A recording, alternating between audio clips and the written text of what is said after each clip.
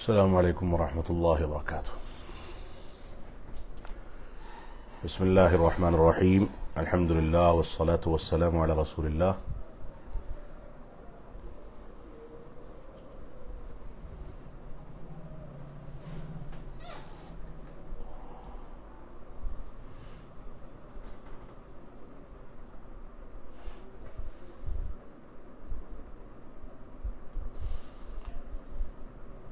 پہلا سوال ہے ادیب کمال زین صاحب کا، سلام کر رہے ہیں، وعلیکم السلام ورحمۃ اللہ۔ ان کا سوال ہے جمعہ کو 2 اذان دینا کیسا ہے؟ دیکھیے، جمعہ میں ایک ہی اذان ہے۔ ایک اذان مزید جو ہے وہ عثمان غنی رضی اللہ تعالیٰ عنہ کے عہد مبارک میں شروع کی گئی تھی، جس کو اذان السوق کہتے تھے، بازار کی اذان۔ یعنی کیونکہ مدینہ کی آبادی بڑھ گئی تھی اور کاروبار کرنے والے اور رہائش پذیر ہونے والے دور تک پھیل گئے تھے، تو مسجد نبوی کی اذان کی آواز وہاں تک نہیں پہنچتی تھی، اور جمعہ کے دن جمعہ کی نماز میں حاضری کا مسئلہ پیدا ہوتا تھا۔ تو عثمان غنی رضی اللہ تعالیٰ عنہ نے ایک اذان کا اہتمام کیا جو اذان بازار میں دی جاتی تھی۔ یعنی پہلے مؤذن جا کر کے بازار میں اذان دیتا تھا اصل اذان سے کافی پہلے، تاکہ لوگوں کو اطلاع ہو جائے کہ اب جمعے کا وقت قریب ہے، اور اس کے بعد اصل جب ظہر کا وقت شروع ہوتا تھا تب زوال کے بعد تب اصل اذان ہوتی تھی، اور اس کے بعد جمعے کا خطبہ اور نماز ہوتے تھے۔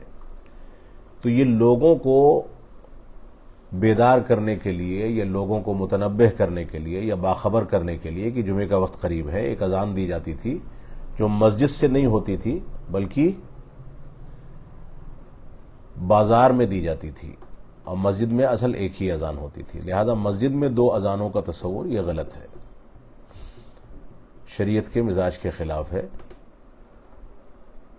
آج بھی اگر کہیں آواز نہ پہنچنے کا امکان ہے اور اس طرح کی پریشانی ہے، اور 1 آدھ گھنٹہ پہلے لوگوں کو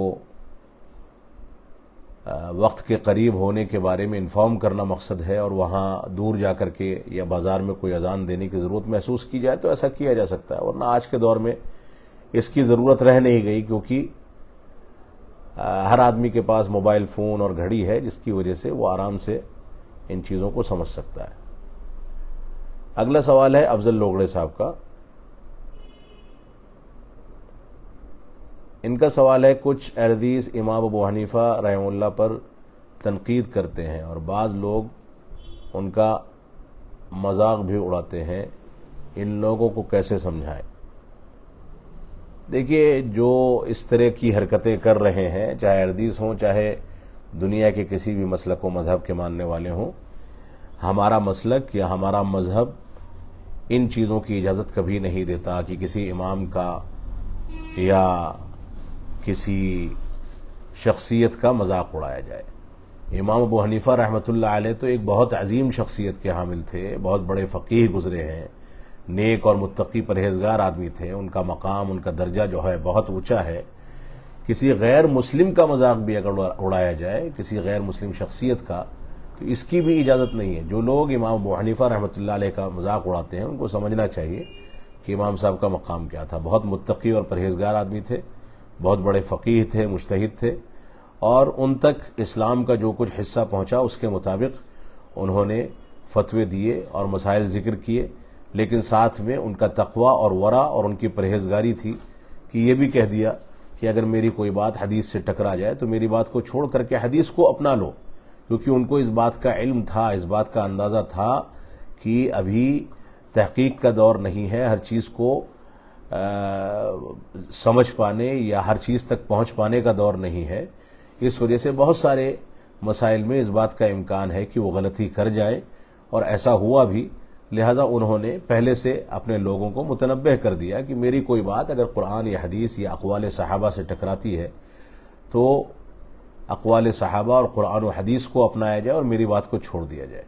تو جو لوگ امام ابو حنیفہ رحمۃ اللہ علیہ کا مذاق اڑاتے ہیں یا ان پر تنقید کرتے ہیں، یہ غلط طریقہ ہے۔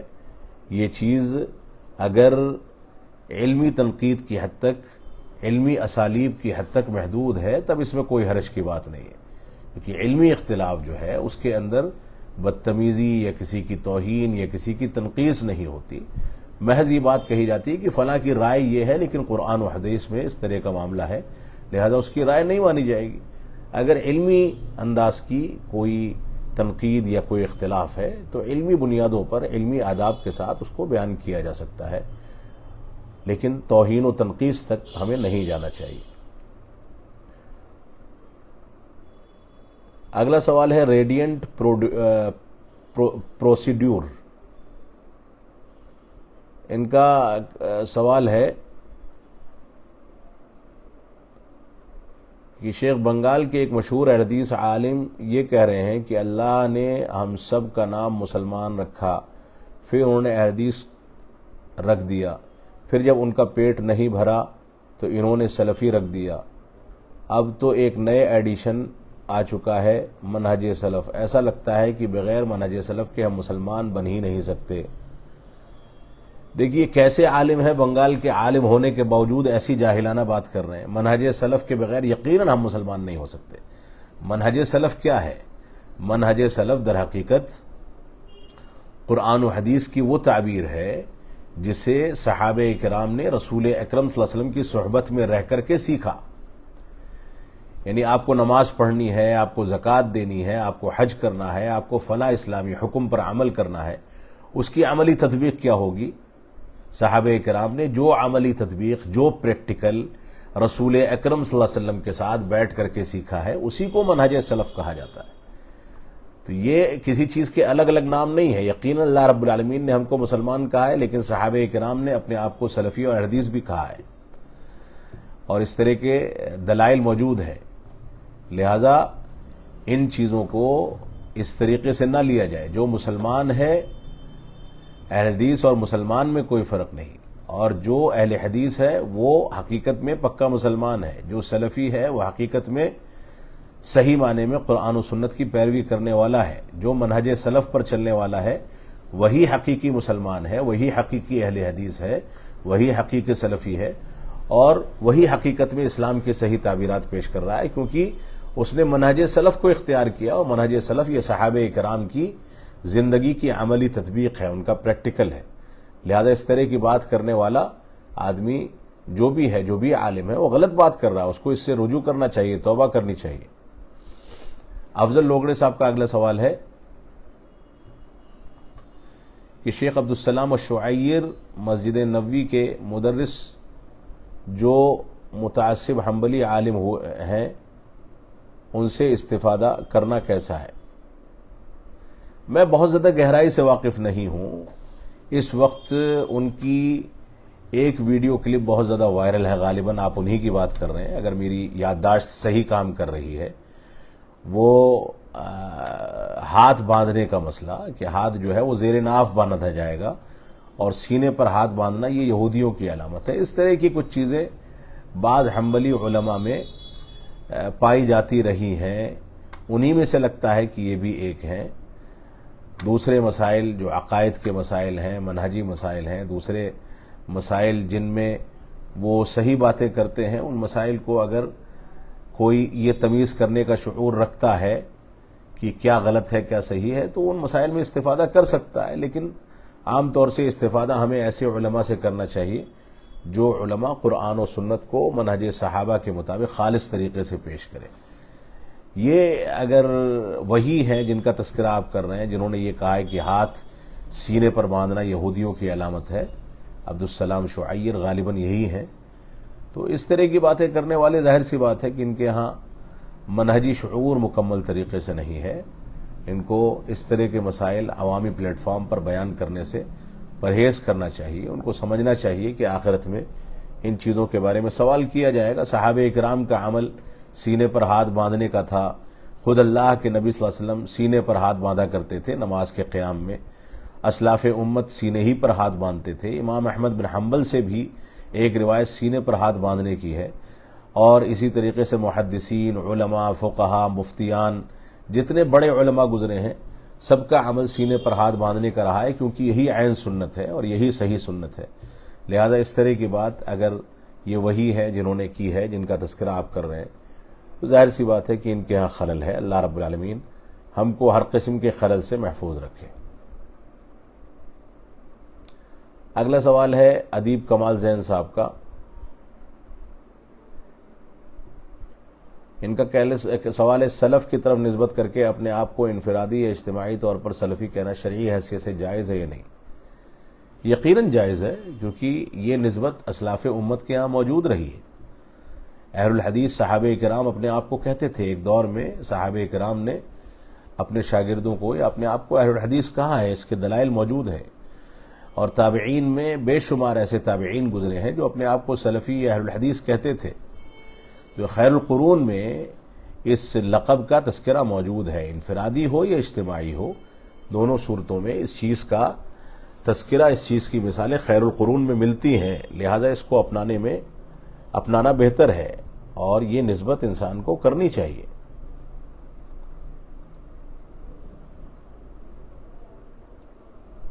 اگلا سوال ہے ریڈینٹ پروسیڈیور، ان کا سوال ہے سلیمان الرحیلی، محمد صالح المنجد، ان سے علم لینا کیسا ہے؟ کیونکہ ایک شخص یہ کہہ رہے تھے کہ ان سے علم لینے سے روکا گیا ہے، اور وہ شخص اس بات کو حجت بنا رہے ہیں کہ سلفیت میں خرابی ہے، کیونکہ یہ سب سلفی تھے۔ سلیمان رحیلی سے علم نہ لینے کی وجہ ایک یہ بھی بتاتے ہیں کہ انہوں نے محمد بن ہادی المدخلی کی تعریف کی ہے۔ یہ سب فضول کے شوشے ہیں، فضول کے شبہات ہیں جو چھیڑے جا رہے ہیں۔ ہماری بنیاد جو ہے علماء کے سلسلے میں، علماء کو سمجھنے کی یا علماء سے استفادہ کرنے کی، وہ بنیاد منہج سلف ہے۔ شیخ سلیمان الرحیلی حفظہ اللہ اس وقت عالم اسلام کے بڑے علماء میں شمار کیے جاتے ہیں، ان سے علم لینا یقیناً ہمارے لیے خیر کا باعث ہے، ہمارے لیے خیر کا باعث ہے، بھلائی کا باعث ہے۔ شیخ سلیمان الرحیلی نے، جیسا کہ آپ نے کہا کہ کوئی یہ کہہ رہا ہے کہ ان سے علم لینا صحیح نہیں ہے کیونکہ انہوں نے محمد بن ہادی المدخلی کی تعریف کی ہے، تو محمد بن ہادی المدخلی کی تعریف نہیں کریں گے تو کیا کریں گے؟ علماء اہل سنت والجماعت اور منہج سلف کو صحیح انداز سے سمجھنے اور جرأت مندانہ طریقے سے منہج کا دفاع کرنے میں محمد ہادی مدخلی کا ایک مقام ہے، تو شیخ سلیمان رحیلی ان کی تعریف نہیں کریں گے تو کیا برائی کریں گے؟ اس طرح کی باتیں، اس طرح کے شوشے علماء کے بارے میں چھوڑ کر کے علماء سے بدظنی پیدا کرنا، یہ بہت بڑا جرم ہے جو ہمارے بعض نوجوان کر رہے ہیں، بہت بڑا جرم ہے۔ جہاں تک مسئلہ ہے یہاں پر محمد صالح المنجد کا رحمہ اللہ کا، تو ان کے یہاں کچھ منہجی خلل تھا، کچھ چیزیں ایسی تھیں جس میں انہوں نے اخوان المسلمین اور اس طرح کے لوگوں کی پیروی کی ہے۔ یہ در حقیقت سعودی نہیں تھے، یہ غالباً سیریا کے تھے یا کہاں کے تھے، تو کچھ منہجی خلل ان کے ہاں موجود ہے، ان کے ہاں پایا جاتا ہے۔ اس سے پہلے ان کے بارے میں سوال کا جواب آ چکا ہے، لہٰذا ان کے جو فقہی مسائل کی اسلام Q&A کوشچن آنسر سوال و جواب جو ان کی ویب سائٹ ہے، اس پر فقہی مسائل تو کافی حد تک ٹھیک ٹھاک ہوتے ہیں، ورنہ بہت سارے مسائل میں ان سے منہجی اور اعتقادی اختلاف کبار علماء نے کیا ہے، بڑے علماء نے کیا ہے، لہٰذا اس اختلاف کی بنیاد پر ہم یہ کہیں گے کہ ان سے ہر آدمی جڑ کر کے علم حاصل نہ کرے، لیکن شیخ سلیمان رحیلی کا ایک مقام ہے، اور اس طرح کی باتیں علماء سلف کے بارے میں، ان کے آپسی معمولی اختلافات کے بارے میں اس کو بنیاد بنا کر کے ان کے بارے میں بدظنی پیدا کرنا، یہ بہت بڑا جرم ہے۔ ہمارے نوجوانوں کو اس طرح کی چیزوں سے اجتناب کرنا چاہیے، ورنہ آخرت میں اس کے بارے میں سوال کیا جائے گا۔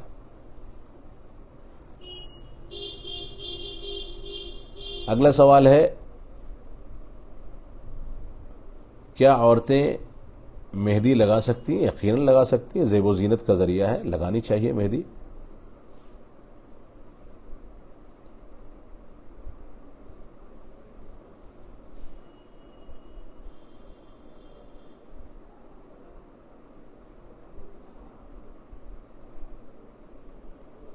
محمد شرف الدین انصاری صاحب سلام کر رہے ہیں۔ کہہ رہے ہیں شیخ محمد رحمانی صاحب آپ سے 2 سوال ہیں۔ پہلا سوال ہے کہ حرمین مسجد حرام اور مسجد نبوی میں تو تراویح ہوتے ہیں 10 رکعت، اور جب کہ لیلۃ القدر میں یہ نمبرز ڈبل ہو جاتے ہیں، اس کے بارے میں شریعت اور اہل علم کیا کہتے ہیں؟ نمبر 2، انڈیا سے آئے ہوئے مدینہ منورہ میں کچھ زائرین وزٹرز حجاج کہتے ہیں کہ مسجد نبوی میں 40 وقت کی نماز ادا کرنا ہے، لازمی ہے، اس کے بارے میں قرآن و حدیث کیا کہتے ہیں؟ جزاکم اللہ خیر۔ آپ کے 2 سوالات ہیں، دونوں سوالات بہت اہم ہیں۔ پہلی بات تو یہ کہ حرمین میں تراویح 10 رکعت ہو رہی ہے اور آخری عشرے میں یہ ڈبل ہو جاتی ہے، بڑھ جاتی ہے، یعنی قیام اللیل کیا جاتا ہے 2 بجے اور عشاء کے بعد بھی تراویح پڑھائی جاتی ہے۔ تو یہ طریقہ صحیح نہیں ہے، یہ خلاف سنت ہے۔ صحابہ کرام اور اسلاف امت کے منہج سے اس طرح کا کوئی طریقہ ثابت نہیں ہے۔ حرمین میں جو بہت ساری چیزیں غلط کی جاتی ہیں ان میں سے ایک غلطی یہ بھی ہے۔ اور تراویح جو ہے اس کا افضل وقت اگر باجماعت پڑھنا ہے تو اس کا افضل وقت صلاۃ عشاء کے بعد ہے، اسی وقت پڑھنی چاہیے، اور اس کو 2 ٹکڑوں میں بانٹ کر کے پڑھنا یہ بھی درست نہیں ہے۔ اور عشاء کے بعد تراویح اور رات میں تہجد کے نام سے ایک الگ نماز، یہ بھی غلط ہے، یہ بھی اسلاف امت کے طریقے کے خلاف ہے، اور عام طور سے یہ رواج دنیا کے دوسرے ممالک میں، ہندوستان میں بھی حرمین کی نقالی کے نتیجے میں بڑھتا چلا جا رہا ہے، جبکہ ایسا کرنا درست اور جائز نہیں ہے۔ تراویح کو 2 ٹکڑے میں بانٹنا بھی درست نہیں ہے، اور ایسے ہی تراویح اور تہجد کے نام پر 2 الگ الگ نمازیں پڑھنا بھی درست نہیں ہے، کیونکہ تہجد جو ہے وہی تراویح ہے، جو تراویح ہے وہی تہجد ہے، جو تراویح اور تہجد ہے وہی قیام اللیل ہے، یہ ایک ہی نماز کے مختلف نام ہیں، اور اس کی کل تعداد رسول اکرم صلی اللہ علیہ وسلم سے 11 رکعت ثابت ہے، لہذا اس سے زیادہ باجماعت اس کو ادا کرنا درست نہیں ہے۔ کوئی آدمی پڑھنا چاہتا ہے تو نوافل کی نیت سے انفرادی طور پر بغیر جماعت کے پڑھ سکتا ہے، جماعت کے ساتھ 11 رکعت سے زیادہ پڑھنا صحیح نہیں ہے، اس سے زیادہ انفرادی طور پر نفل کی نیت سے انسان پڑھے تو پڑھ سکتا ہے۔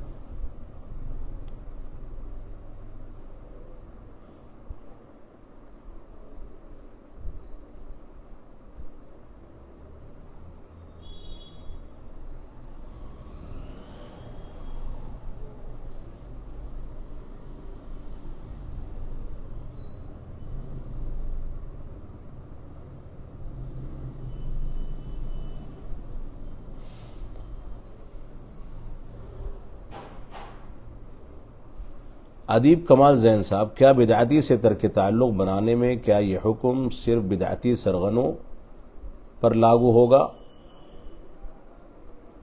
یا ان کے پیروکاروں پر یا پھر دونوں پر لاگو ہوگا؟ بدعتی سے ترک تعلق کے بارے میں شرعی ضوابط اصول کیا ہے، اس لیے کہ اس حکم کو لاگو کرتے وقت بالخصوص ان کے پیروکاروں کے ساتھ اکثر مسائل اور فتنے پیدا ہوتے ہیں۔ دیکھیے، بدعتی کے بارے میں بدعتی سے براءت کا جو حکم ہے یہ مطلق حکم ہے، سب کے لیے، پیروکاروں کے لیے بھی اور ان کے قائدین اور بڑوں کے لیے بھی، سرغنہ لوگوں کے لیے بھی۔ یہ ایک الگ مسئلہ ہے کہ سرغنہ جو بدعت کو پھیلاتا ہے اور بدعت کی نشر و اشاعت کا ذریعہ بنتا ہے، اس سے قطع تعلق زیادہ شدید ہوگا، عوام سے اتنا شدید نہیں ہوگا۔ اسی طریقے سے عوام اگر جہالت میں بدعت کرتی ہے اور بدعت کی دعوت نہیں دیتی، یعنی اتنی دیوانی نہیں ہے بدعت کی کہ اس کی نشر و اشاعت بھی کرنے لگے، صرف جہالت میں وہ دین سمجھ کر کے بدعت کو انجام دے رہے ہیں، تو وہ اس زمرے میں شامل نہیں ہوں گے۔ البتہ یہ ہے کہ ان کو اصلاح کی نیت سے ان سے تعلق بنایا جائے گا، ان کی اصلاح کی جائے گی، اور پھر بھی ان سے اس حد تک فاصلہ بنا کر کے رکھا جائے گا کہ ایسا نہ ہو کہ ہم ان کے ساتھ اٹھنے بیٹھنے کی وجہ سے انہی میں شمار کیے جانے لگے اور اس کا ایک غلط میسج دوسری عوام کو چلا جائے۔ البتہ جو بدعت کی دعوت و تبلیغ کرتے ہیں، نشر و اشاعت کرتے ہیں، ان سے تو یقیناً براءت کا اعلان کیا جائے گا، لیکن اصلاح کی حد تک اپنی حجت قائم کرنے کے لیے ان کے سامنے اپنی باتیں رکھی جائیں گی اور رکھی جانی چاہیے، تاکہ بدعت کا قلع کما ہو اور سنت کا بول بالا اور اس کی نشر و اشاعت ہو۔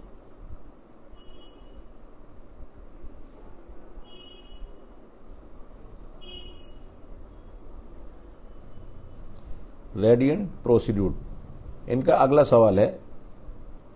پہلا سوال ہے، کیا عورتیں اپنی تصویر فیس بک یا دیگر سوشل میڈیا پر ڈال سکتی ہیں؟ کیا عورتیں حجاب کے لباس میں تصاویر سوشل میڈیا پر ڈال سکتی ہیں؟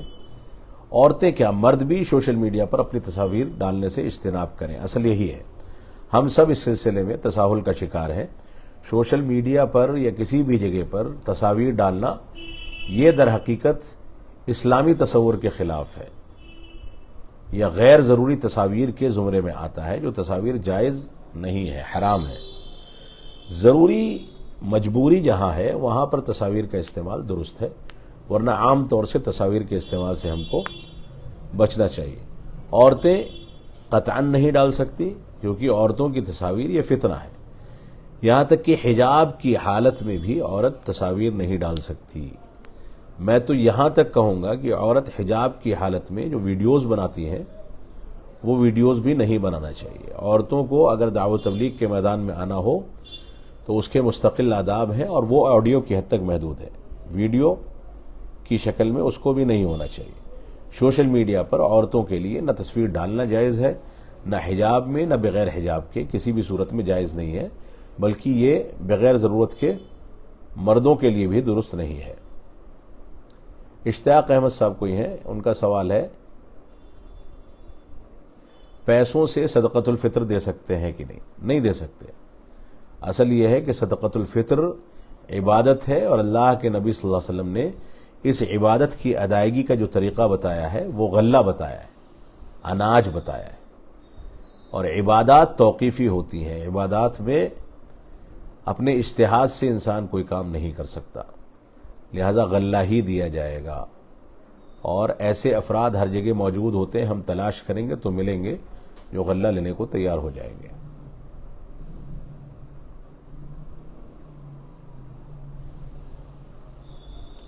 افضل لوگڑے صاحب کا اگلا سوال ہے، ایک عالم دین بیان کر رہے تھے کہ کسی بستی کی مسجد میں کوئی ایک آدمی بھی اعتکاف کے لیے نہیں بیٹھے تو پوری بستی پر عذاب آئے گا۔ جی دیکھیے، فرض کفایہ اس کا حکم جو ہے، فرض کفایہ ہے اعتکاف کا حکم، جیسا کہ علماء نے ذکر کیا ہے، فرض کفایہ ہے، یعنی پورے بستی میں یا ہر مسجد میں کوئی ایک آدمی کم از کم بیٹھ جائے تو وہ سارے لوگوں کی جانب سے کفایت کر جائے گا۔ تو اس کا اہتمام ہونا چاہیے کہ کچھ لوگ بیٹھ جائے علاقے کے، تاکہ سارے لوگوں کی جانب سے کفایت کر جائے۔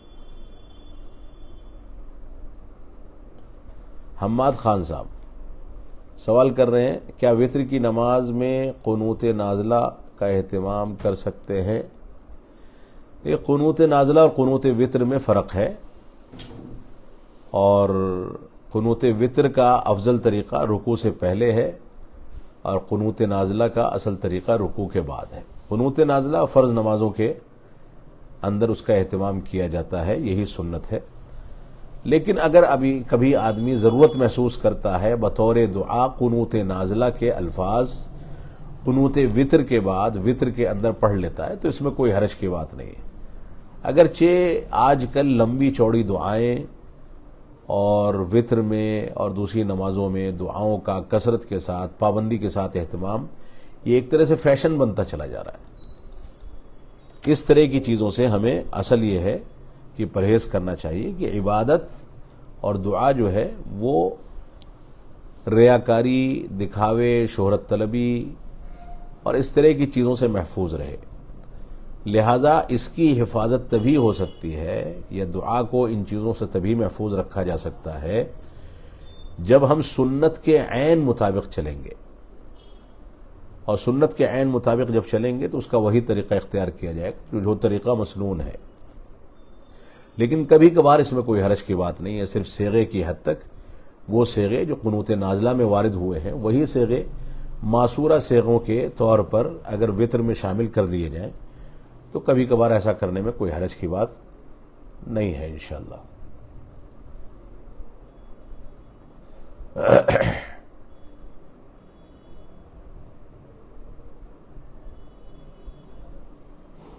اگلا سوال ہے، کیا عورتیں تراویح کی نماز یا دوسری نماز کی امامت کرا سکتی ہیں؟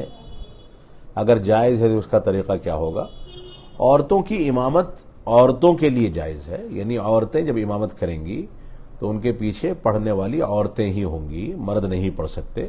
پہلی بات تو یہ ہے، اگر ایک بھی مرد موجود ہے تو عورت کی امامت ساقط ہو جائے گی، وہ مرد امامت کرے گا۔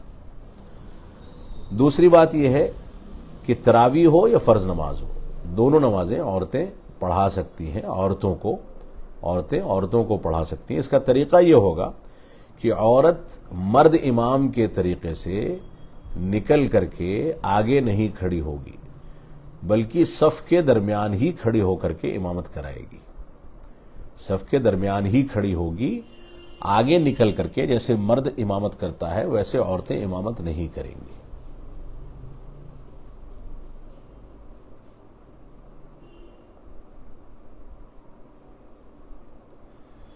دوسری بات اس میں عورتوں کی امامت کے بارے میں یہ بھی ہے کہ عورتیں اگر باجماعت نماز ادا کر رہی ہیں تو ان کے لیے اذان نہیں ہے۔ مرد اگر باجماعت نماز ادا کر رہے ہیں، چاہے گھر ہی میں کریں، تو ان کے لیے مستحب ہے کہ اذان دے دیں، لیکن عورتیں اگر آپس میں پڑھ رہی ہیں تو وہ اذان نہیں کہیں گی۔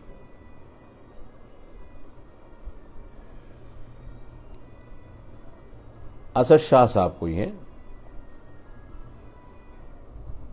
ان کا سوال ہے، سلام کر رہے ہیں، سلام کے بعد کہہ رہے ہیں، شیخ کوئی عالم اگر منہج کا مذاق بنائے اور منہج غنڈہ گردی یا منہج مافیا لفظ کا نام استعمال کرے ان علماء کے خلاف جو الحمدللہ ہندوستانی ماحول میں منہج اور عقیدے کا ایک بڑا کام انجام دے رہے ہیں۔ دیکھیے، یہ اخوانیوں کا طریقہ ہے۔ جو آدمی منہج مافیا یا اس طرح کے الفاظ استعمال کرتا ہے، منہجی غنڈہ گردی، منہجی مافیا، یا اسی طریقے سے منہج کے ٹھیکیدار، اس طرح کے الفاظ جو لوگ استعمال کرتے ہیں، یہ حقیقت میں منہجن سلفی ہو ہی نہیں سکتے۔ ان کے ہاں اخوانیت کا کچھ نہ کچھ اثر ہے جس کی بنیاد پر یہ ایسا کہہ رہے ہیں۔ بھائی اگر منہج نہیں ہوگا تو اسلام کو آدمی سمجھ ہی کیسے پائے گا؟ تو جو لوگ اس طرح کے الفاظ استعمال کرتے ہیں کسی عالم کے لیے یا منہج کی خدمت انجام دینے والے کسی شخص کے لیے، اگر کوئی شخص ایسا لفظ استعمال کرتا ہے منہج کا مذاق اڑاتے ہوئے کہ وہ منہجی غنڈہ گردی کر رہا ہے، منہجی مافیا ہے یا منہج کا ٹھیکیدار بن گیا ہے، تو گویا وہ صرف اس عالم کا مذاق نہیں اڑا رہے، وہ پورے اسلام کا اور صحابہ اکرام کا مذاق اڑا رہے ہیں۔ ان کو فوراً اس سے توبہ کرنی چاہیے اور اس طرح کے الفاظ کو استعمال کرنے سے پرہیز کرنا چاہیے۔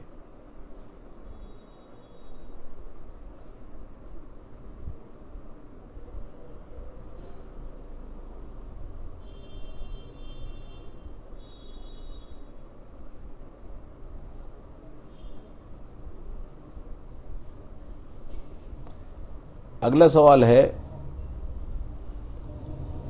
ابو عبداللہ خالد شریف، سلام کر رہے ہیں، کہہ رہے ہیں آخری عشرے کی راتوں میں مسجد میں بیانات کا سلسلہ زور و شور سے چلانا کیسا ہے؟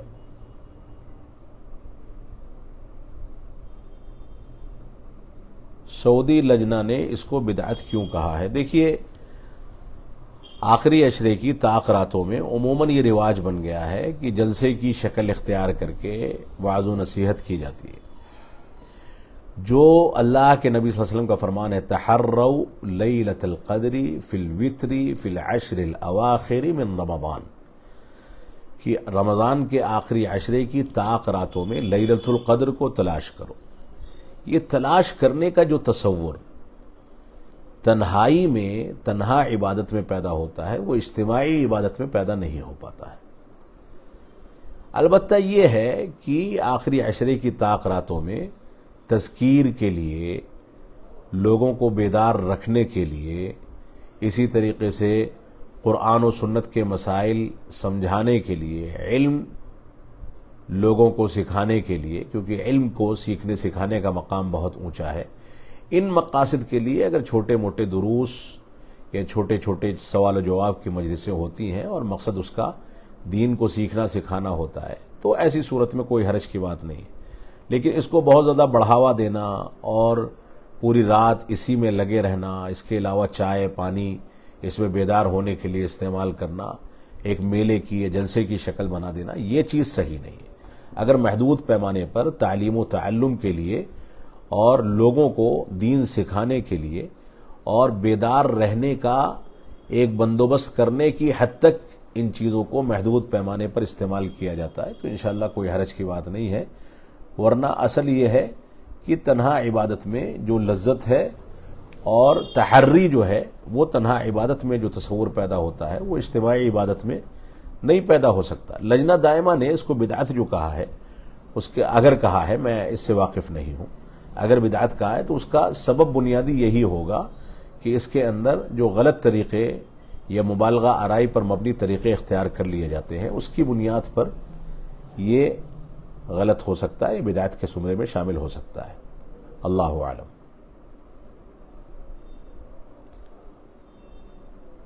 افضل لوگڑے صاحب، ان کا اگلا سوال ہے، جب کوئی عالم ایران، ترکی وغیرہ میں ہونے والی بدعات و خرافات کو بیان کرتے ہیں تو کچھ اخوانی کہتے ہیں کہ تم لوگ سعودی عرب کی برائی کرنے سے روکتے ہو اور باقی مسلم ممالک کی برائی کرتے ہو۔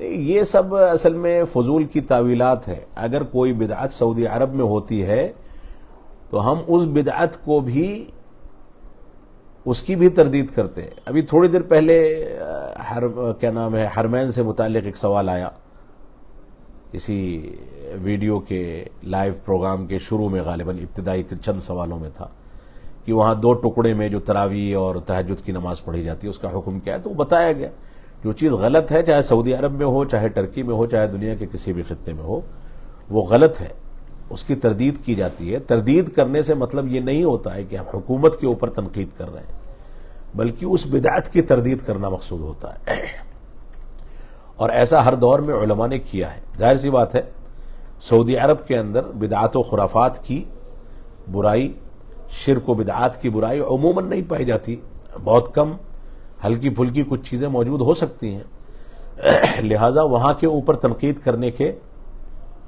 مواقع کم ہوتے ہیں۔ ترکیہ میں اور ایران میں، اور اسی طریقے سے آپ نے جن لوگوں کا نام لیا، ترکی ہے، ایران ہے، یہ اس طرح کے ممالک ہیں، یہاں بدعات و خرافات اور شرک کھلم کھلا کیا جاتا ہے۔ بہت سارے ایسے اسالیب حکومت کے تعاون سے اختیار کیے جاتے ہیں جو کھلم کھلا بدعت ہیں یا سنت کی مخالفت ہیں، اور حکومت اس کو منظوری دیتی ہے، حکومت اس پر حوصلہ افزائی کرتی ہے، ایران ہو یا ترکیہ ہو۔ تو ایسی صورت میں وہاں کے بارے میں تنقید کے مواقع زیادہ ہوتے ہیں، اس وجہ سے تنقید کی جاتی ہے۔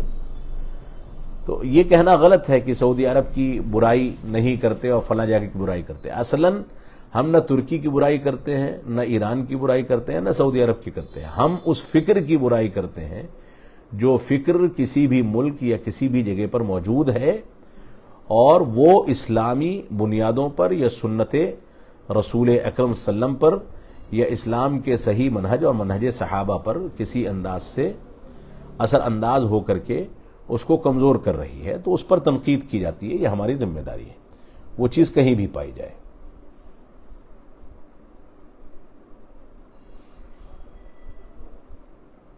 محمد شبیر صاحب کا سوال ہے، محمد شبیر صاحب کو یہ کہہ رہے ہیں سلام کرنے کے بعد، اگر میاں بیوی آپس میں موبائل میں بات کریں تو کیا روزہ ٹوٹ جائے گا؟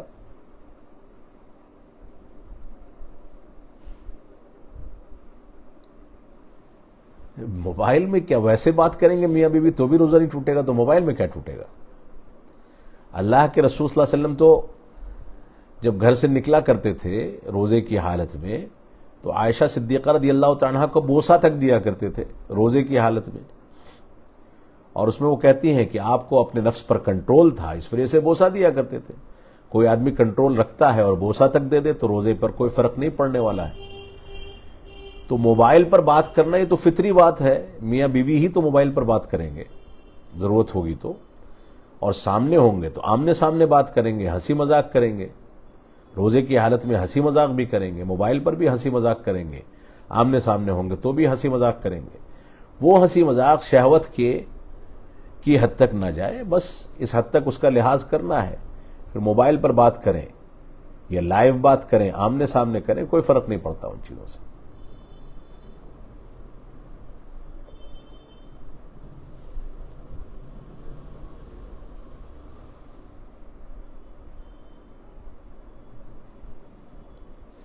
افضل لوگڑے صاحب کا اگلا سوال ہے کہ شیخ ڈاکٹر ذاکر نائک صاحب نے کہا ہے کہ مرد گلے میں چاندی کی چین پہن سکتا، اللہ عالم یہ انہوں نے کہاں کہا ہے، لیکن کوئی بعید نہیں کہ انہوں نے کہا ہو، کہ اس طرح کے مسائل وہ کبھی کبھار غیر ضروری چیزیں بیان کر دیتے ہیں۔ اگر ایسا کہا ہے تو یقیناً غلط ہے۔ چاندی کی چین مرد گلے میں نہیں پہن سکتا، کوئی صورت نہیں، کوئی سوال نہیں، کیونکہ یہ غیروں سے مشابہت ہے، دوسری اقوام سے مشابہت ہے۔ مرد کو چاندی کی انگوٹھی کی اجازت دی گئی ہے، اس حد تک یہ تصور موجود ہے، لہذا اس حد تک وہ کر سکتا ہے۔ لیکن گلے میں چین ڈالنا یہ غیر قوموں سے مشابہت ہونے کی وجہ سے بھی حرام ہے، اور ایسے ہی اس کا کوئی تصور اسلامی شخصیات کے یہاں نہیں ملتا ہے، ممانعت بھی نہیں ملتی، لیکن اس کا کوئی تصور بھی نہیں ملتا۔ لہذا جس چیز کا تصور نہیں ہے وہ چیزیں اختیار نہیں کی جائیں گی، اور جو چیزیں غیر اقوام سے مشابہ ہو جائیں، ان سے ملتی جلتی ہوں، ان کے عمل کے قریب کر دیں، تو وہ چیزیں یقیناً حرام ہوں گی، کیونکہ اللہ کے نبی صلی اللہ علیہ وسلم کا فرمان ہے من تشبہ بقوم فہو منہم، جو کسی قوم کی مشابہت اختیار کرے وہ ان میں سے ہو جاتا ہے۔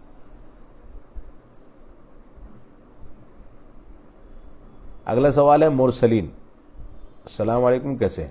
اللہ کا فضل ہے میں ٹھیک ہوں، یہ صرف حال چال پوچھ رہے ہیں، اللہ کا فضل ہے میں ٹھیک ہوں۔ ادیب کمال زین صاحب کا اگلا سوال ہے کیا نماز چھوڑنے والے کا روزہ ہوگا؟ روزہ الگ عبادت ہے، نماز الگ عبادت ہے، روزہ ہوگا نہیں ہوگا یہ ہمارے اختیار کی چیز نہیں ہے، اللہ رب العالمین جانتا ہے کس کا روزہ ہوتا ہے کس کا نہیں ہوتا۔ نماز چھوڑنے والے کے روزے میں نقص یقیناً واقع ہوگا، اور وہ نماز چھوڑنے کے نتیجے میں ممکن ہے، ضروری نہیں ہے لیکن ممکن ہے کہ وہ اسلام ہی سے خارج ہو جائے۔ اگر وہ اسلام سے خارج ہو جاتا ہے، اس کے نماز چھوڑنے کی کیفیت وہ ہے جو کیفیت اسلام سے خارج کرنے والی ہو سکتی ہے، تو ایسی صورت میں اگر وہ اسلام ہی سے خارج ہو جائے گا تو روزہ یا کوئی بھی عبادت اس کے لیے کسی بھی صورت میں صحیح نہیں ہوگی۔ لیکن اتنا ضرور ہے کہ اگر نماز چھوڑنے والا سستی اور کاہلی کی وجہ سے نماز چھوڑتا ہے، روزے کی حالت میں ہے، تو یقیناً روزے میں نقص واقع ہوگا، کیونکہ اس نے ایک واجب کو چھوڑا ہے، اور وہ کبیرہ گناہ کا مرتکب ہے، شدید اور بڑے گناہوں کا ارتکاب کر رہا ہے، شدید غلطی کر رہا ہے، اس وجہ سے اس کو اس سے فوراً توبہ کرنی چاہیے۔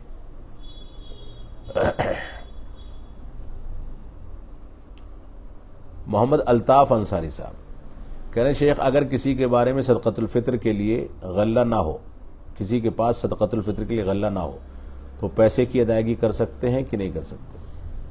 نہیں کر سکتے، غلہ نہیں ہے اور پیسہ ہے تو جائیے دکان سے غلہ خرید لیجئے، پیسہ دے کر کے غلہ لیجئے اور غلہ تقسیم کر دیجئے۔ یہ تو کوئی لاجک ہی نہیں ہے کہ پیسہ ہے اور غلہ نہیں ہے، دکانیں تو ہزاروں موجود ہیں، دکان سے جا کر کے غلہ خرید لیجئے وہ پیسہ دے کر کے، اور اس کے بعد غلے کا صدقۃ الفطر ادا کیجئے۔ صدقۃ الفطر میں اصل غلہ ہی ہے۔ موکماؤل برادر الامین، شیخ میں بنگال سے فطرہ کیش میں دے سکتا ہوں؟ فطرہ کیش میں نہیں، فطرہ غلے کی شکل میں ہی ہونا چاہیے، پیسے کی شکل میں نہیں ہونا چاہیے۔ اگلا سوال ہے اظہر جمال صاحب کا۔ اظہر جمال صاحب کہہ رہے ہیں اگر کوئی مسلمان کسی کے سامنے ہاتھ جوڑ لے، بلکہ ایک غیر مسلم بابا جو کہ ودھائک ہے اس کے سامنے ہاتھ جوڑا ہے، تو اس کا کیا حکم ہے؟ مزید توبہ وغیرہ کا کیا مسئلہ ہے؟ دیکھیے ہاتھ جوڑنے کی کئی کیفیتیں ہو سکتی ہیں. ایک ہاتھ جوڑنا ہے جو غیر مسلم اپنی مذہبی رواداری میں یا مذہبی ضابطے کے تحت جوڑتے ہیں. ہاتھ جوڑنے کا وہ طریقہ یقیناً درست نہیں ہے. بعض علاقوں میں ہاتھ جوڑنے کا ایک طریقہ پایا جاتا ہے کہ انسان کسی کے سامنے گزارش کر رہا ہے، ریکویسٹ کر رہا ہے، تو وہ ہاتھ جوڑ لیتا ہے اس طریقے سے. تو یہ یقینی بات ہے کہ یہ غیر مسلموں سے مشابہت تو ہے. لہٰذا اس طرح کی چیزوں سے ہم کو روکنا چاہیے، بچنا چاہیے. کوئی کسی کے سامنے گزارش کر رہا ہے تو اپنے طریقے پر کچھ تھوڑا بہت ایسے اسالیب اختیار کر لے جو اسالیب دوسروں سے مشابہت پر مبنی نہ ہو یا اسلام کی مخالفت پر مبنی نہ ہو. تو ایسے اسالیب اختیار کیے جا سکتے ہیں. اگر کوئی ایسا کر رہا ہے تو اس کو اسے چھوڑ دینا چاہیے، توبہ کرنی چاہیے. اس سے زیادہ کوئی مسئلہ انشاءاللہ نہیں ہے.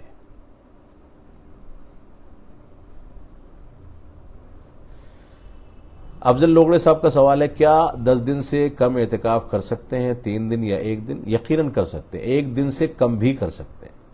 شیخ عبدالعزیز بن عبداللہ بن باز رحمۃ اللہ علیہ وغیرہ کا فتویٰ ہے، اور شریعت کے نصوص سے بھی یہی تصور ملتا ہے کہ انسان نیت کر لے، جتنی نیت کرے گا اتنا اعتکاف کرے گا. 2 گھنٹہ، 3 گھنٹہ، آدھا دن، 1 دن، 2 دن، 3 دن، 4 دن، 10 دن سے زیادہ جتنی نیت کرتا ہے وہ اتنا اعتکاف کرے گا.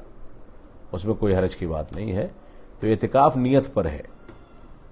10 دن سے زیادہ بھی ہو سکتا ہے اور 10 دن سے کم بھی ہو سکتا ہے، اور 1 دن یا 1 دن سے کم بھی ہو سکتا ہے. اس میں کوئی حرج کی بات نہیں ہے.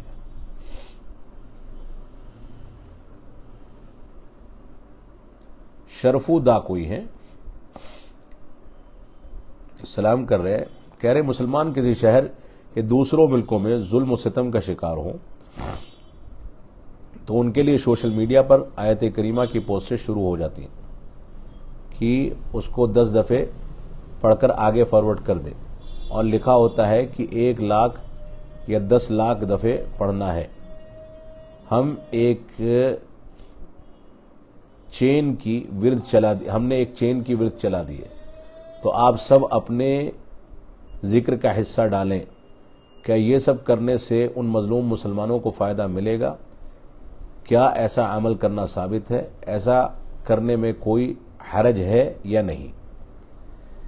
دیکھیے، ایسا کرنے سے مسلمانوں کو فائدہ نہیں ملے گا، لیکن نقصان ضرور ہوگا. نقصان کیوں ہوگا؟ کیونکہ اس طرح کا کوئی طریقہ شریعت اسلامیہ سے ثابت نہیں ہے. یہ طریقہ بدعت ہے، صریح بدعت ہے، جو آج کے دور میں بعض نام نہاد مفتیوں نے اور علماء نے شروع کر دیا ہے. ذرا سی کوئی مصیبت آئے، سورہ یاسین اتنی بار پڑھ لیں، سورہ مزمل اتنی بار پڑھ لیں، سورۃ الفتح اتنی بار پڑھ لیں، اور فلاں سورت اتنی بار پڑھ لیں. 1000 بار پڑھیں گے تو ایسا ہو جائے گا، ویسا ہو جائے گا، الیکشن کے رزلٹ بدل جائیں گے. یہ سب جہالت پر مبنی باتیں ہیں. کچھ لوگ ایسے بھی ہیں جو یہ کہتے ہیں کہ ہم نے خواب میں دیکھا ہے کہ اللہ کے رسول نے یہ ورد بتایا، ایسا کر لو تو ایسا ہو جائے گا، ویسا کرو گے تو ایسا ہو جائے گا. یہ سب فضول کی باتیں ہیں، امت کو گمراہ کرنے والی باتیں ہیں. یہ بدعات ہیں. لوگ اس میں جو بیان کرتے ہیں اس طرح کے اوصاف کو، اس طرح کے وظائف کو، وہ یہ کہتے ہیں کہ یہ تجربات پر مبنی ہے. بھائی تجربہ جو ہے وہ قرآن و سنت کے بنیادوں پر حاصل کیا جاتا ہے. تجربہ اپنی رائے پر حاصل نہیں کیا جاتا. کسی خواب کی بنیاد پر دین کا کوئی مسئلہ مستنبط نہیں کیا جاتا. یہ سب جہالت کی باتیں ہیں، لوگوں کو گمراہ کرنے کی اور بدعات کو پھیلانے کی باتیں ہیں. تو اس طرح کا چین کا ذکر جو آج کل چلتا ہے کہ واٹس ایپ پر آپ اتنا کر لیجئے، ایسا کر لیجئے، ویسا کر لیجئے، 1000 لوگوں کو شیئر کریں گے تو وہ 1000 کو کریں گے تو اتنا لاکھ ہو جائے گا، تو مظلوم مسلمانوں کو فائدہ پہنچے گا. یہ سب فضول کی باتیں ہیں. بدعت کے پھیلانے سے مسلمانوں کے مسائل مزید بڑھتے ہیں، کیونکہ بدعت انسان کو پست کرنے، ناکام کرنے، انسان کو رسوا کرنے کا ذریعہ ہے. بدعت کے پھیلنے سے مسلمانوں کی ہیبت کمزور پڑتی ہے. بدعت کے پھیلنے سے مسلمانوں کے ممالک ٹوٹتے ہیں. بدعت کے پھیلنے سے عموماً اتحاد و اتفاق کے بجائے انتشار پیدا ہوتا ہے، اور مسائل اور مشکلات اور مصائب بڑھتے ہیں. لہذا اس طرح کے ذکر و اذکار کے ذریعے مسلمانوں کو گمراہ نہ کیا جائے. یہ مسلمانوں کے مسائل کو مزید بڑھانے کا سامان ہے. ایسا کرنا جائز نہیں ہے. اگلا سوال ہے، اظہر جمال صاحب کوئی ہیں ان کا، کہہ رہے ہیں کہ ایک سوال تراویح میں وطر کے متعلق ہے، وہ یہ کہ دعائے قنوت رکوع سے پہلے افضل ہے یا بعد میں، اور ہاتھ اٹھانے کا مسئلہ واضح کر دیں۔ دیکھیے یہ مسئلہ عموماً لوگوں کے درمیان بحث کا موضوع بنا رہتا ہے کہ وطر کی قنوت رکوع سے پہلے پڑھی جائے یا رکوع کے بعد۔ دونوں چیزوں کی گنجائش موجود ہے، لیکن افضل یہی ہے کہ رکوع سے پہلا پڑھا جائے، لیکن گنجائش دونوں کی موجود ہے، کبھی پہلے پڑھ لیں کبھی بعد میں پڑھ لیں اور کبھی چھوڑ بھی دیں۔ عموماً دیکھا یہ جاتا ہے کہ پابندی کی جاتی ہے، پابندی بھی نہیں کرنی چاہیے، کبھی کبھار چھوڑنا چاہیے، قنوت کبھی کبھی چھوڑنی چاہیے، اور عموماً رکوع سے پہلے پڑھنی چاہیے، کبھی کبھار رکوع کے بعد بھی پڑھ سکتے ہیں، کوئی حرج کی بات نہیں ہے۔ اور اسی طریقے سے دعا کے آداب میں سے ایک ادب ہاتھ اٹھانے کا ہے، لہذا قنوت وطر جب پڑھیں گے تو ہاتھ اٹھانا ہی افضل ہے، یہی افضل ہے، کیونکہ یہ دعا کے آداب میں سے کوئی نہیں اٹھاتا ہے تو بھی جائز اور درست ہے، کوئی حرج کی بات نہیں ہے۔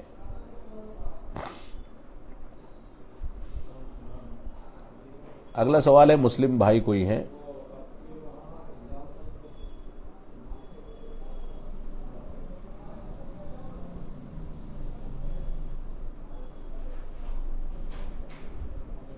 مسلم بھائی جو ہیں، ان کا سوال ایک ڈاکٹر اسرار احمد کا ایک ویڈیو میں رفع الیدین کرنا، کیا یہ فین فالوئنگ کا چکر تو نہیں تھا، اہل حدیث کو اپنے جال میں پھنسانے کے لیے تو نہیں تھا؟ دیکھیے یہ نیت ان کی کیا تھی، ہم کسی کی نیت پر حملہ نہیں کرتے، انہوں نے کیوں کیا کیوں نہیں کیا۔ ہمارے لیے رفع الیدین اللہ کے نبی صلی اللہ علیہ وسلم اس سنت پر اس وجہ سے عمل کرتے ہیں کیونکہ یہ قرآن و سنت کا ایک حکم ہے، اس وجہ سے نہیں کرتے کہ کوئی شخصیت اس پر عمل کرتی ہے، نہیں کرتی۔ ڈاکٹر اسرار صاحب ایک گمراہ عقیدے کے حامل شخص تھے، خارجیوں کے منہج کے اوپر چلنے والے تھے، اخوانیوں کے طریقے پر زندگی اختیار کرتے تھے، قرآن و سنت کے بارے میں انہوں نے شبہات پیدا کرنے کا کام کیا ہے، لہذا ان کی کوئی بھی بات ہمارے لیے قابل عمل اور قابل حجت نہیں ہے، ان کو سننا ہی جائز نہیں ہے، تو ان کے اس طرح کے ویڈیوز سے ہم کو عبرت نہیں لینی چاہیے۔ ہمارے لیے رفع الیدین کرنا اس وجہ سے مسنون ہے کیونکہ قرآن و سنت کا یہی حکم ہے، لہذا انہوں نے کس وجہ سے ایسا کیا یہ وہ جانے، ان کی نیت جانے، ہم اس پر کوئی حکم نہیں لگاتے۔ اگلا سوال ہے ریاض الحق صاحب کوئی ہیں، گل منجن کرنے کے بارے میں آپ کی کیا رائے ہے؟ حرام ہے گل منجن، کیونکہ اس میں تمباکو کی آمیزش ہوتی ہے، تمباکو ڈالا جاتا ہے، جیسے تمباکو، کھینی، گٹکا، بیڑی، سگریٹ یہ سب حرام ہے، ویسے ہی گل منجن بھی حرام ہے۔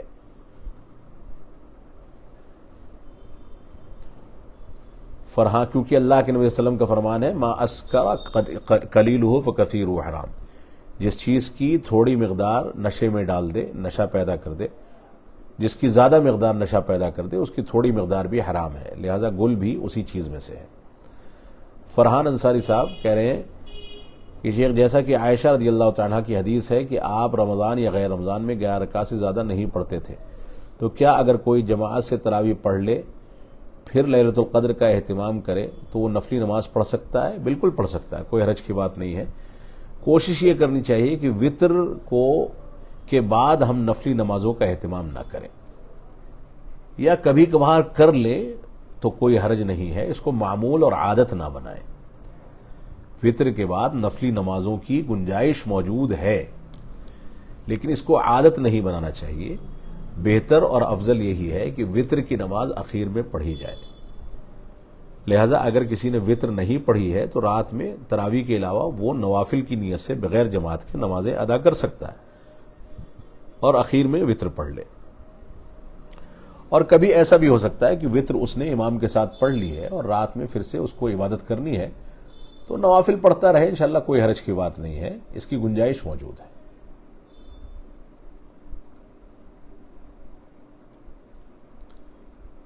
مسلم بھائی کوئی ہیں، ان کا دوسرا سوال ہے، اگلا سوال ہے، کیا عید کی نماز کے بعد ہاتھ اٹھا کر دعا کرنا بدعت ہے؟ جی، عید کی نماز کے بعد اور جمعہ کی نماز کے خطبے کے بعد جو دعائیں ہیں ان میں ہاتھ اٹھانے کا کوئی بھی ذکر نہیں ملتا ہے۔ یا بلکہ یہ تصور ملتا ہے کہ وہ خطبے کی جو دعائیں ہوتی تھیں اس میں اللہ کے نبی صلی اللہ علیہ وسلم بغیر ہاتھ اٹھائے دعا کرتے تھے، لہذا ان مقامات پر جو دعائیں خطبے عید کے ساتھ یا خطبے جمعہ کے ساتھ منسلک ہیں یا خطبات کے ساتھ منسلک ہیں، ان دعاؤں میں ہاتھ نہیں اٹھایا جائے گا۔ اسی کے زمرے میں عید کی نماز کے بعد ہاتھ اٹھانے کا مسئلہ ہے، عید کی نماز کے بعد بھی ہاتھ اٹھانے کا کوئی تصور شریعت میں نہیں ملتا ہے، لہذا ایسا کرنا درست نہیں ہے۔ شبیر احمد عثمانی صاحب،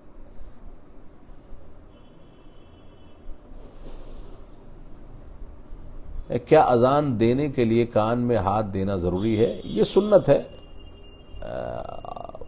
مطلب اس طرح کا تصور ملتا ہے، ضروری نہیں ہے ایسا کرنا، لیکن کوئی آدمی کرتا ہے تو کوئی حرج کی بات نہیں، کر سکتے۔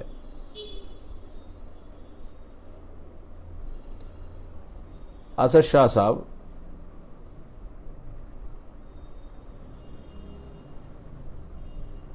ان کے سوال کا جواب میں دے چکا، آپ کے سوال کا جواب میں دے چکا کہ جو لوگ علماء، منہج سلف کی خدمت کرنے والے علماء کے لیے منہجی غنڈہ گردی یا منہجی مافیا یا منہج کے ٹھیکیدار اس طرح کے الفاظ استعمال کرتے ہیں، ان کا کیا حکم ہے، یہ بتایا جا چکا ہے۔ یہ سب اصل میں اخوانی پروپیگنڈے کا ایک حصہ ہے، اور اس طرح کے الفاظ استعمال کرنے والوں کو فوراً توبہ کرنی چاہیے، ان کی باز پرس ہوگی۔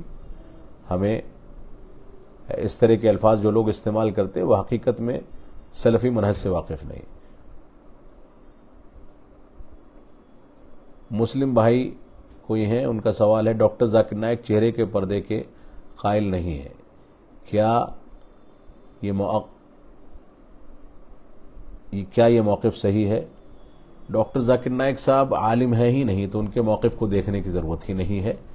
بنیاد جو ہے وہ دلائل ہیں، اور موقف صحیح یہی ہے کہ چہرے کا پردہ واجب ہے، چہرے کا پردہ واجب ہے۔ راجح موقف اور صحیح موقف یہی ہے کہ عورت کے لیے چہرے کا پردہ واجب ہے، اور خاص کر کے آج کے دور میں جو پرفتن دور ہے، اس دور میں جن علماء نے چہرے کے پردے کو واجب نہیں سمجھا ہے، یعنی چہرہ کھولنے کو جائز کہا ہے، جس میں محدث عصر علامہ البانی رحمۃ اللہ علیہ بھی موجود ہے، اسی زمرے میں شمار ہوتے ہیں۔ ان علماء نے جو شرائط ذکر کی ہیں چہرہ کھولنے کی، وہ شرائط آج کے دور میں پورا کر پانا ممکن نہیں ہے، لہذا وہ شرائط اگر پوری نہیں ہو پا رہی ہیں تو ایسی صورت میں چہرہ کھولنا کسی بھی صورت میں جائز نہیں ہوگا۔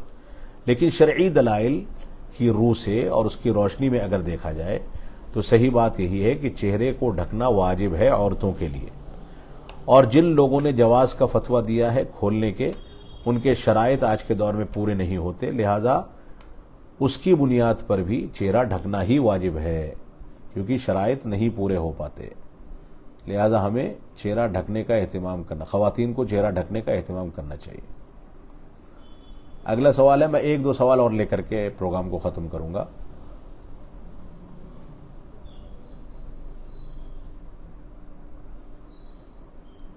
مسلم بھائی کا کوئی سوال ہے، مولانا منظور مینگل کا کہنا ہے کہ عقیدہ وحدت الوجود کی وجہ سے غیر مقلد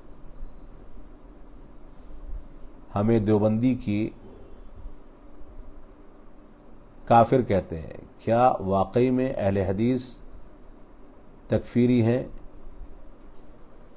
مولانا منظور مینگل صاحب اصل میں منطقی اور فلسفی بحث کر کے بہت سارے شبہات پیدا کر دیتے ہیں۔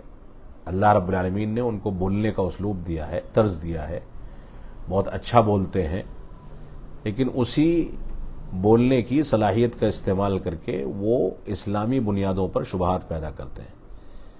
یہاں پر اس بات کو سمجھ لیں کہ وحدت الوجود کا عقیدہ یقیناً کفریہ عقیدہ ہے، یقیناً کفریہ عقیدہ ہے، شرک اکبر پر مبنی ہے، لیکن اس کی وجہ سے ہم کسی کو کافر نہیں کہتے، کوئی اہل حدیث کسی کو کافر نہیں کہتا، اگر کوئی کہتا ہے تو غلط کرتا ہے۔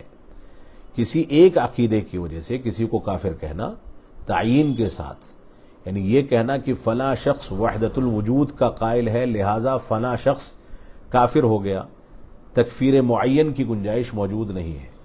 یہ یقیناً کہا جائے گا کہ وحدت الوجود کا عقیدہ کفریہ عقیدہ ہے، لہذا اس کو اپنانے والا کفریہ عمل کرتا ہے، اور یہاں کفریہ عمل سے کفر دون کفر مراد ہے، یعنی کفر کے مختلف طبقات اور درجات میں سے ایک چیز اس نے اختیار کر لی، لیکن کفر دون کفر سے یہ ہرگز مقصود نہیں ہوتا کہ کسی کو اس کے ارتکاب کے نتیجے میں کافر کہہ دیا جائے یا اسلام سے خارج کر دیا جائے یا ملت سے خارج کر دیا جائے، یہ مقصد ہرگز نہیں ہوتا۔ وحدت الوجود کو اپنانے والا کفر دون کفر کو اپنانے والا ہے، یعنی وہ کفریہ عقائد میں سے ایک عقیدے پر قائم ہے، اس کو فوراً توبہ کرنی چاہیے، اور یہ عقیدہ دھیرے دھیرے اس کے کفر میں اضافہ کر سکتا ہے، اور ایسا بھی ممکن ہے کہ اس عقیدے پر باقی رہنے کی وجہ سے وہ اسلام سے خارج ہو جائے۔ لیکن کسی کفریہ یا شرکیہ عقیدے کی صراحت یا اس کی بنیاد پر کسی کے اوپر تنقید کرنا، یہ تنقید اس کو کافر قرار دینے کے مانند نہیں ہوتی، بلکہ وہاں پر اس کے کفریہ عقیدے سے لوگوں کو ڈرانا مقصود ہوتا ہے، اور کفر سے مراد کفر دون کفر ہوتا ہے۔ جب تک حجت قائم نہ کی جائے تب تک کسی کو، یا تکفیر معین کے شرائط پورے نہ کیے جائیں، جب تک کسی کو کافر نہیں کہا جا سکتا تعین کے ساتھ۔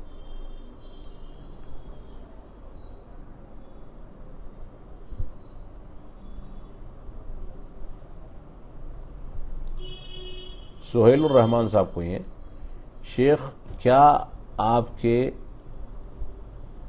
مدرسے میں کوئی 12 کلاس کا اسٹوڈنٹ داخلہ لے سکتا ہے؟ نہیں، مدرسے کا ایک نظام ہے، عمر کا ایک دائرہ ہے، اس دائرے اور ان شرائط کے ساتھ ہی کوئی داخلہ لے سکتا ہے، زیادہ عمر کے طلبہ نہیں لے سکتے۔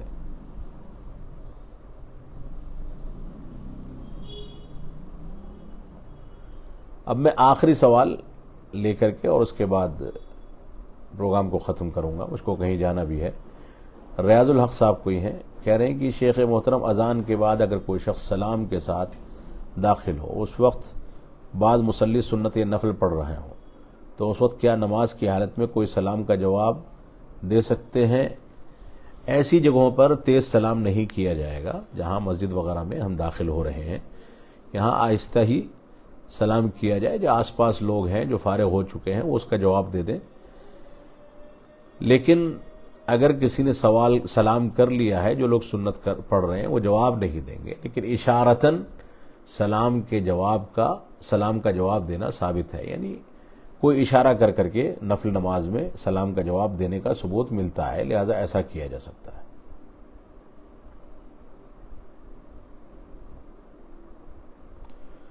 اسی پر میں بات کو ختم کروں گا۔ اللہ رب العالمین ہماری عبادات کو قبول فرمائے، رمضان کے بقیہ ایام سے بھرپور فائدہ اٹھانے کی توفیق عطا فرمائے۔ ایک سوال اور سامنے آ گیا ہے، فجر کی نماز سے پہلے شب قدر میں رات کے وقت جماعت کی شکل میں تراویح کی نماز پڑھنا کیا دین میں ثابت ہے؟ ثابت نہیں ہے، اس کا جواب پہلے آ چکا ہے۔ اصل یہی ہے کہ باجماعت تراویح عشاء کے بعد ہونی چاہیے، تاخیر سے پڑھنی ہے تو پوری تراویح تھوڑی تاخیر سے پڑھی جا سکتی ہے، لیکن اصل یہ ہے کہ عشاء کی نماز کے بعد تراویح کا اہتمام کیا جائے، بقیہ رات میں نوافل کی نیت سے آپ نماز پڑھتے رہیں۔ وصلی اللہ علی نبینا محمد وعلی آلہ وصحبہ وسلم، والسلام علیکم ورحمۃ اللہ وبرکاتہ۔